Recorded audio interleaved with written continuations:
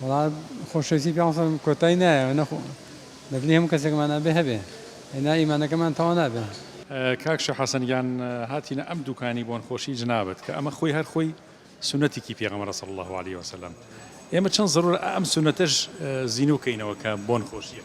وڵایەتی ئەم منش عاتیجی بەڕاستی بۆ خۆی سنەتێکە مسلمان بەکاری بێنێت لە مزگەوتە ئاچێ بۆ ئەملا بۆ لە بۆنی خۆش بێ لەوە چاکترە عنی بەکاری بێنێ زمینی کاتەوانێ بەڕاستیەوەی زەڕوری ئینشاءڵڵا دەبێت پێویستی خۆی بەکاری بێنێ. پێغەمبەری خوا صلی الله علیه وسلم چەند خۆشەویستە لە دڵی جنابتانە کاکشە حەسەن؟ وڵا خۆشەویستی پێ کۆتایی نایە نەخۆ دەبێت هەموو کەسێکمانە بێ هەبێ هێنا ئیمانەکەمان تەواو نابێ.